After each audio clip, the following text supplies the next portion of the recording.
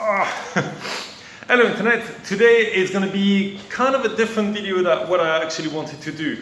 So I'm working on this piece right now in Shoreditch. This is it's for portable juice, a client of mine that I've worked for a few years, over a few shops and stuff.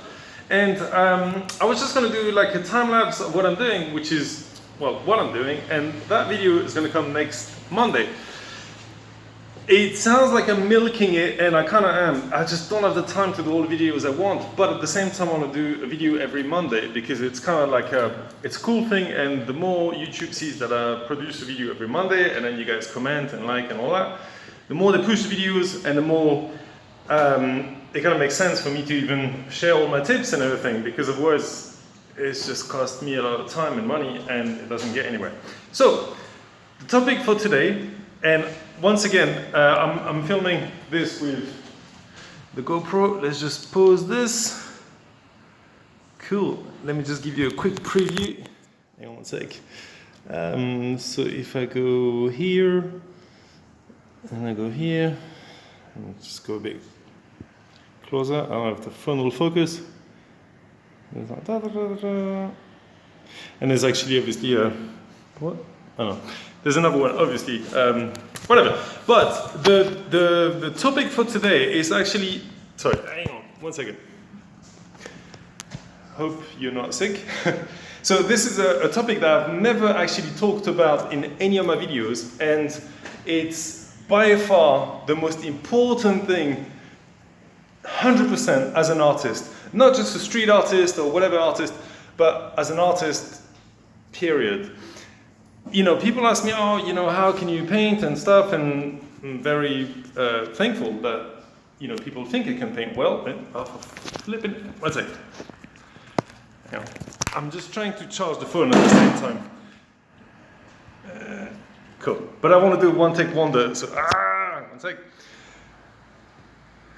Yeah.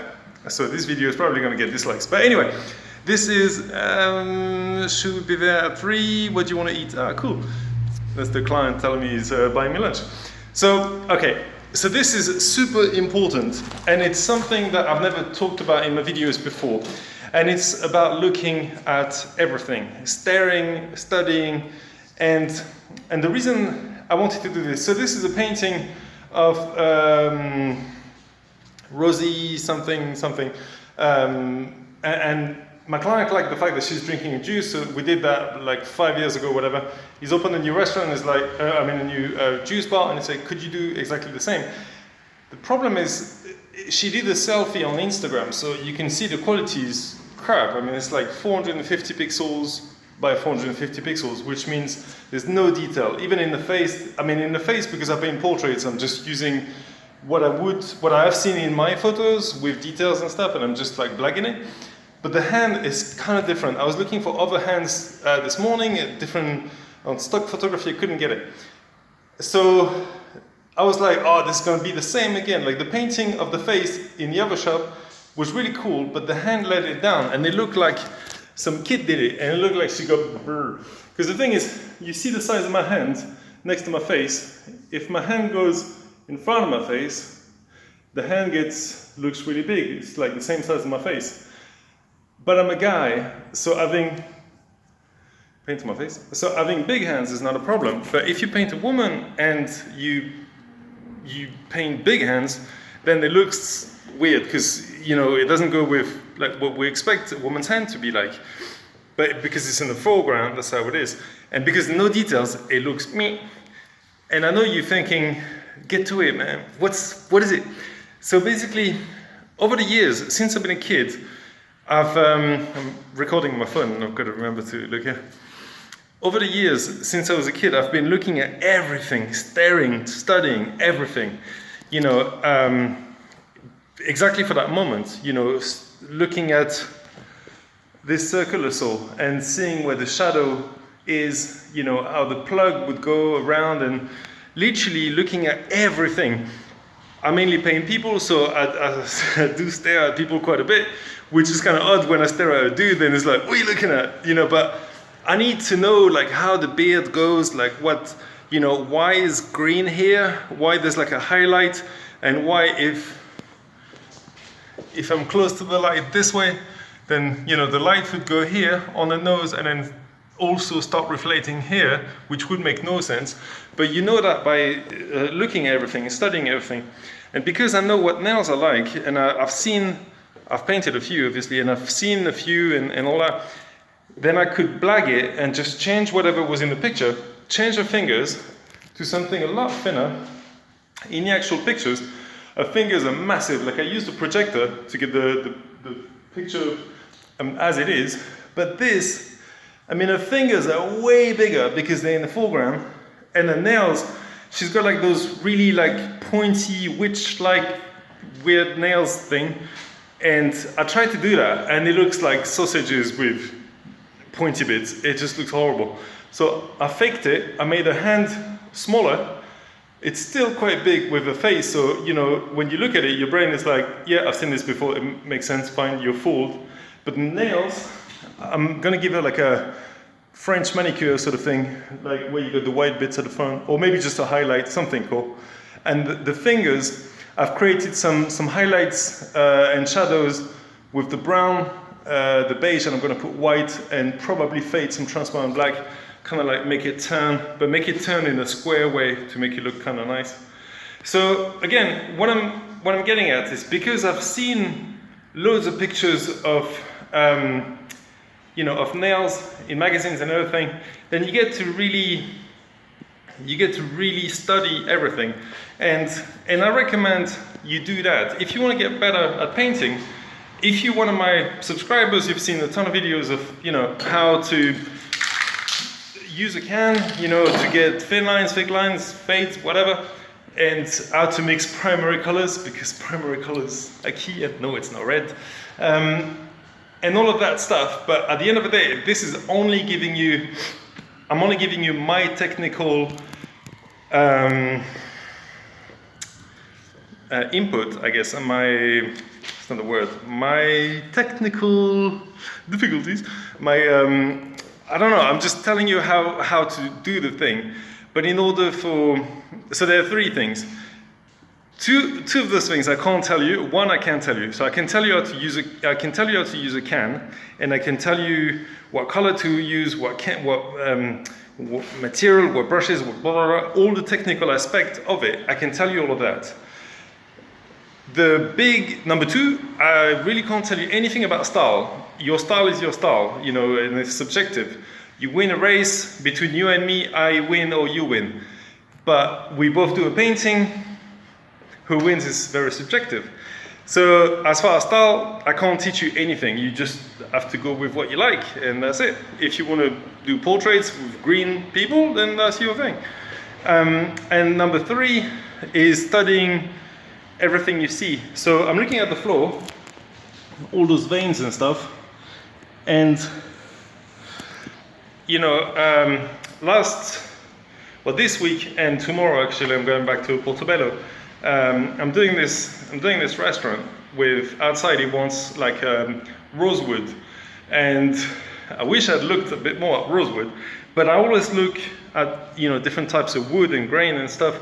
So because of that, because the pictures I had were it's quite difficult, and because rosewood is not a common wood, not like a pine or oak, which you got a million pictures of. So looking at everything all the time, studying everything all the time, really allows you to be able to improvise, and paint better.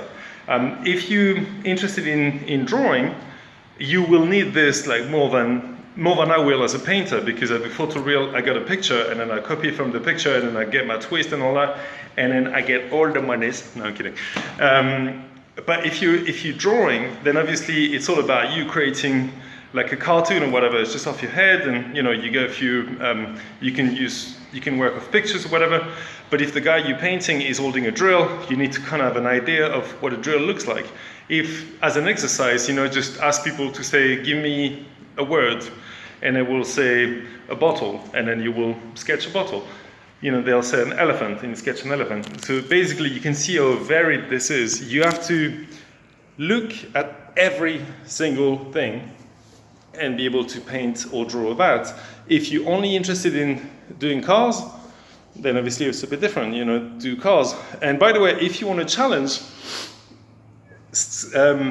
sketch people and cars and vehicles, you know, overall. They're some of the hardest things. You know, when you're starting, start easy. Start with fruits, stuff like that, and then go more into all of that stuff. Cars are quite difficult, especially when it gets to the wheels. When you're painting wheels, it's like, what? So yeah, it gets a bit tricky. But that's what I wanted to say. And I'm just filming with the phone. I don't have the camera, the sound. People are probably gonna moan, whatever. I don't care. If I don't do it now, I would have forgotten about this topic, and it's very, very important topic that I wanted to talk about. So once again, if that didn't make sense, get into the habit, if you want to paint better, that is, get into the habit of looking at everything. You know, like I'm looking at this light, and I can see there's it's backwards. There's a glow up there, there's a shadow, and then there's a glow again.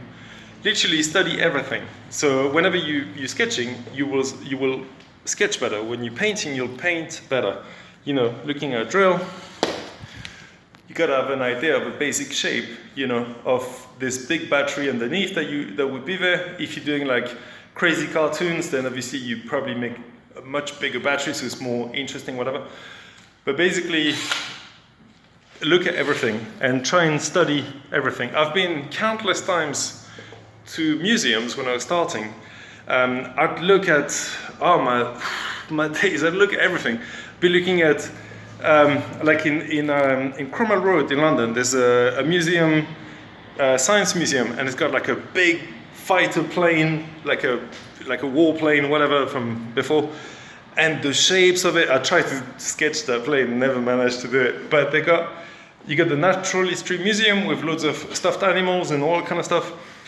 And you can just, you know, learn. And it's the best way. Like some of my teaching and other people teaching will only take you so far. And then, as I say, when it comes to style and when it comes to observing things to learn, to really just, you know, add to your bank of images, basically. That's you. I can't do that for you. So I hope this makes sense for you, and just try it out and see if you can do it and if it improves your sketching. Let me know what you think about this video. Thumbs up, thumbs down, comments, subscribe, put the bell thing. I don't know how that works, but apparently notifies you when I put a video. Though there's a video every Monday now. And I think that's it. If you got a topic that you'd like me to talk about, I love talking, so I love to do it. Thanks a lot for watching. I will see you next Monday. Bye.